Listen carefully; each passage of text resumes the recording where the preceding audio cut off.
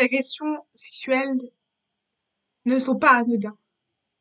Ça prend l'intimité, ça prend la vie, ça prend la psychologie, ça prend ta mentalité, ça prend ton physique, ça prend ta mentalité, ça prend tout. Surtout quand c'est avec de la violence et de l'incompréhension des gens. Je pense que finalement, tu peux avoir ce sentiment d'être incompris, sentiment de pas être compris, sentiment d'abandon et ce sentiment de déconclusion et de problèmes psychologiques et mentaux qu'il peut avoir comme aléa de tout ça.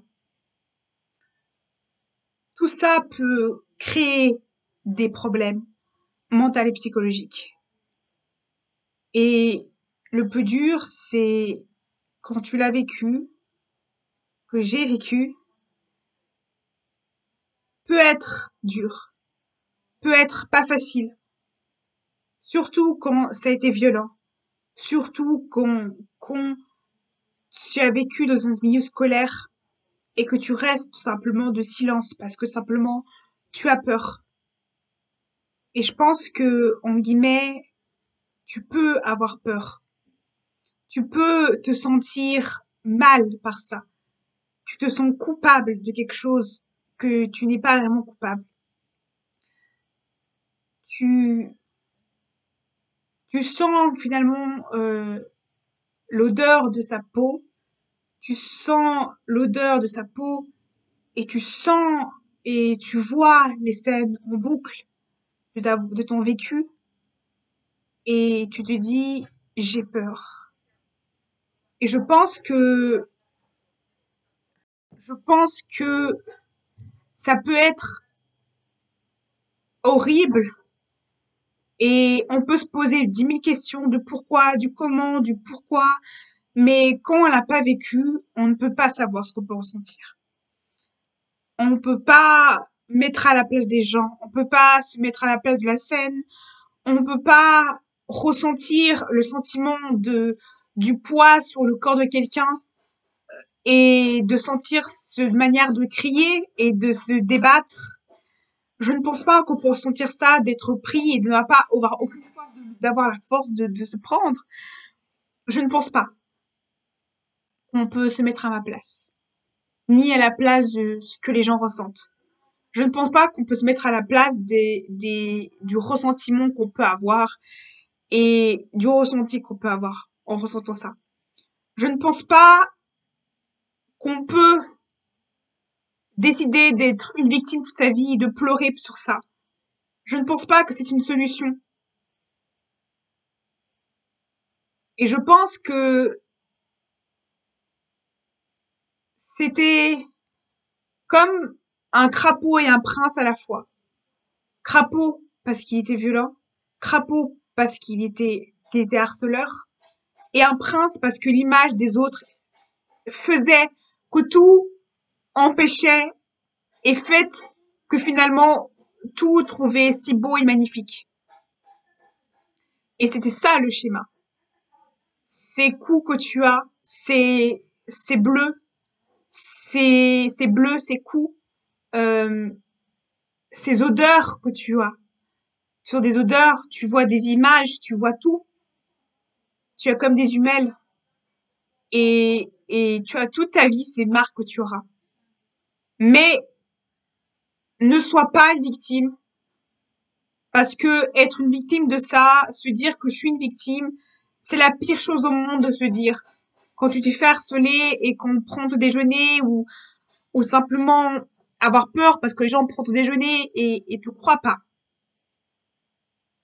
Pourquoi publiquement et pas par la police et tout ça? Parce que je pense que la police me croira jamais à ce que j'ai vécu. Euh, je pense que j'ai besoin de me dire que je ne suis pas seule. Et vous n'êtes jamais seule. De me dire que je ne suis pas seule. Que je ne suis pas la personne qui est seule au monde qui a vécu ça. Et, et c'est très violent. Et quand tu as le mélange entre manipulation, entre le jouet entre le crapaud et la manipulation, du côté où tu joues le prince et que il peut tout faire parce que tu es juste quelqu'un d'amoureux et quelqu'un manipulateur qui contrôle ta tête, ton cerveau et ton corps, dans ce cas-là, tu peux plus rien faire. Tu es inoffensif. Et quand ça peut être des personnes qui sont toxiques, toxiques pour toi, qui peuvent te faire du mal, des personnes qui sont toxiques, des parents ou des parents qui peuvent être toxiques, tu as cette tendance à tout simplement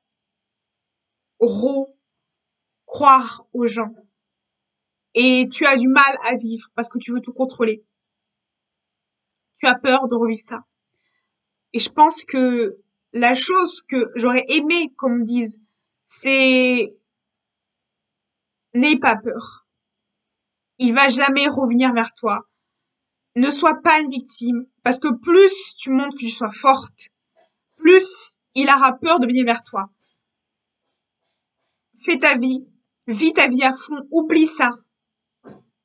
Parce que des fois, les thérapies ne font pas tout. Tu peux voir 10 000 thérapies, 5 000 thérapies, ça ne peut pas fonctionner. Ce qu'il faut pour te soigner toi-même, c'est la seule chose qui est plus qui peut te soigner, c'est toi-même. Tu as la clé pour te soigner toi-même des traumatismes. C'est toi qui as les clés pour soigner tes propres traumatismes. C'est toi qui as les clés. Pas quelqu'un d'autre, mais c'est toi qui as les clés pour soigner tes propres traumatismes. C'est à toi de soigner tes propres traumatismes. Ce n'est pas aux autres. Je pense que tes propres traumatismes, c'est à toi de les gérer. C'est à toi de réussir à trouver la clé. Tu peux voir des psychiatres, des médecins, prendre des médicaments, mais c'est à toi de trouver la clé. Un jour, tu auras des déclic et tu vas te rendre compte que un jour, tu vas plus souffrir. Je ne dis pas que c'est du jour au lendemain, mais je dis simplement que sois positif, ne sois pas une victime.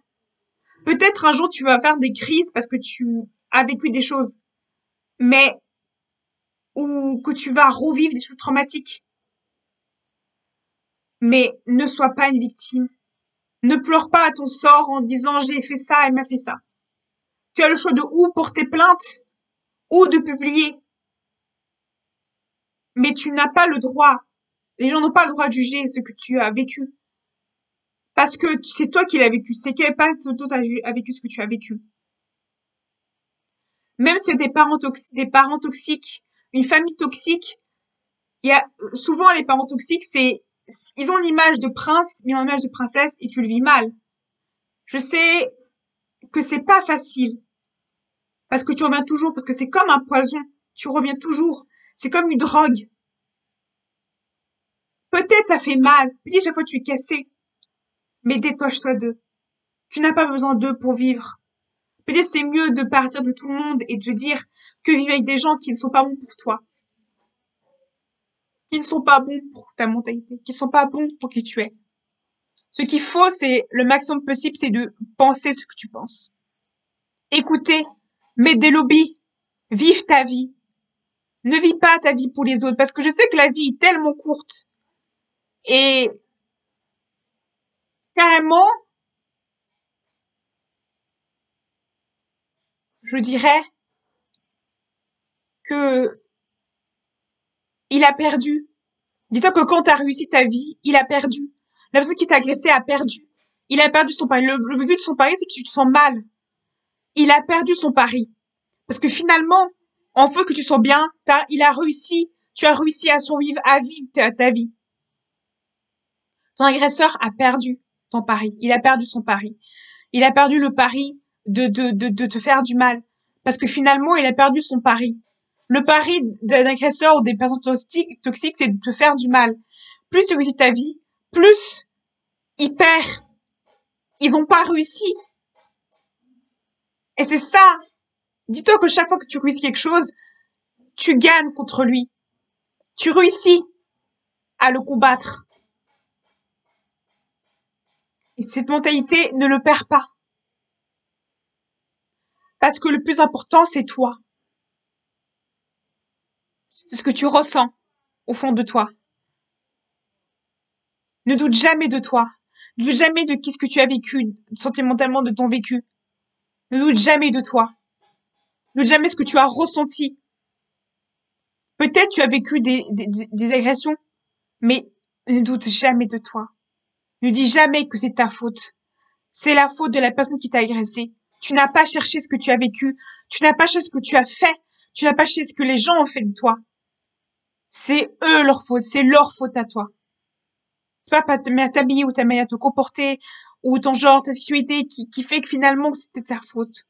Ce n'est pas ta faute.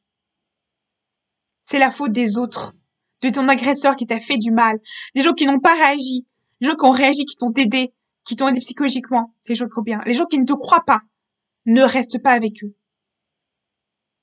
Voilà.